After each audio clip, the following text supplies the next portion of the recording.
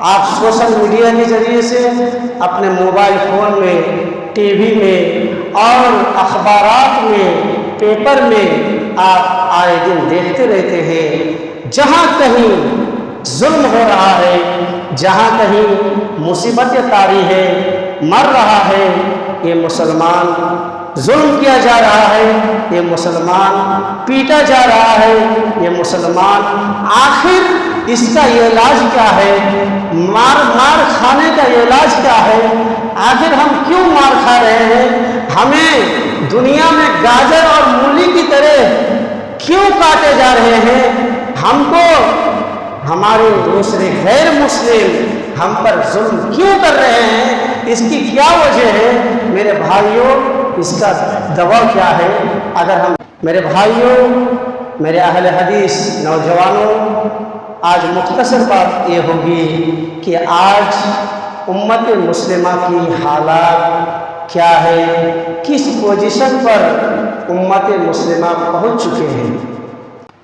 آپ سننے میں آ رہا ہے اور دیکھنے میں آ رہا ہے، چاہے وہ مومن، چاہے اس مسلمان کا تعلق فلسطین سے ہو، چاہے اس مسلمان کا تعلق انڈیا سے ہو، چاہے اس مسلمان کا تعلق سعودیہ سے ہو، دنیا کے کسی بھی خطے میں اگر کسی مسلمان کو کوئی تکلیف پہنچتا ہے اور اگر ہم مہدی پور کے مسلمان اس تکلیف کو اپنا تکلیف نہ سمجھے، اس کی پریشانی کو اپنا پریشانی نہ سمجھے، تو پھر آپ سمجھ لیجئے گا کہ ہم مومن ابھی تک نہیں ہوئے ہیں۔ کیوں کہ میرے نبی صلی اللہ علیہ وسلم نے جو مثال دیا ہے مومن ہونے کا، کہ مومن وہ ہے کہ اگر کسی مسلمان کو کوئی تکلیف پہنچے تو اس تکلیف کو اپنا تکلیف کو سمجھے۔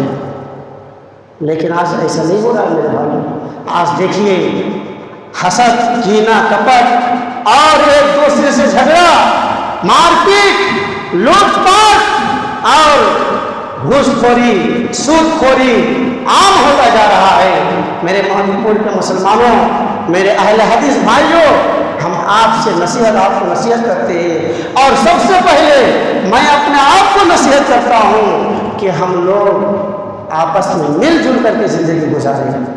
اللہ تعالیٰ نے جتنے دن کا عمر دیا ہے، اس عمر کو ہم اللہ اور اس کے رسول کے اتباع میں گزار دیں، اور آج کی تاریخ میں ہمارے قبلہ اول فلسطین، بیت المقدس اور وہاں کے باشندہ پر جو ظلم ابھی آیا ہوا ہے، غزہ کے مسلمانوں پر جو ظلم آیا ہے، میرے بھائیوں آپ لوگوں نے دیکھا کہ ایک اسپتال کے اوپر اسرائیل نے حملہ کیا، جو دل دہلا دینے والے واقعہ ہے میرے بھائیوں، دل آنکھوں سے آنسو نکل جانے کا جو واقعہ ہے میرے بھائیوں۔ اسرائیل حملہ کرتے ہیں غزہ کے اوپر، بیچارے ایماندار مسلمان اپنے جان کو بچانے کے لیے اپنے چھوٹے چھوٹے بچے کو لے جاتے ہیں ہسپتال میں، ایڈمٹ کراتے ہیں، ایڈمیشن کراتے ہیں تاکہ وہ بچہ صحیح ہو جائے۔ لیکن یہ یہود و نصارہ، یہ اسرائیل آسمان سے بمباری کرتا ہے، اور بمباری کرنے کے بعد پورے ہاسپٹل کو اڑا دیتا ہے۔ کسی کا گوشت ایک طرف، کسی کا سر ایک طرف، کسی کا ہاتھ ایک طرف، کسی کا پیر ایک طرف، سب کو شہید کر دیتا ہے۔ میرے بھائیوں، ایسا کیوں ہو رہا ہے؟ یہ جو ظلم اور مصیبت ہم پر طاری ہے میرے بھائیوں، آج ہمیں ان کے لیے دعا کرنے کی ضرورت ہے، اور ان اسرائیلیوں کے لیے بد دعا کرنے کی ضرورت ہے جو ہمارے اوپر، ہم مسلمانوں کے اوپر ٹوٹ پڑ رہے ہیں۔ اس کی اصل وجہ کیا ہے؟ میرے نبی جناب محمد رسول اللہ صلی اللہ علیہ وسلم نے پیشن گوئی کی تھی، میرے نبی صلی اللہ علیہ وسلم نے پیشن گوئی کی تھی، بھوشیہ باری کیا کیے تھے؟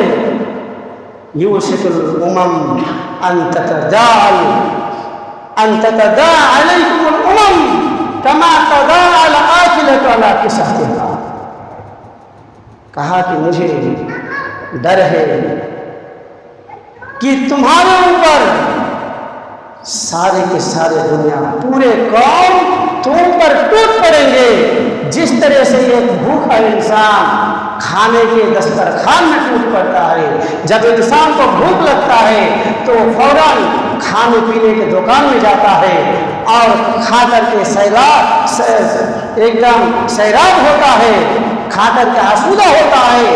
اسی طریقے سے نبی کریم صلی اللہ علیہ وسلم نے فرمایا کہ دنیا کی سارے قومیں اے مسلمانوں تم پر ٹوٹ پڑیں گے، جس طرح سے یہ بھوکا انسان دسترخوان میں کھانا کھانے کے لیے ٹوٹ پڑتا ہے۔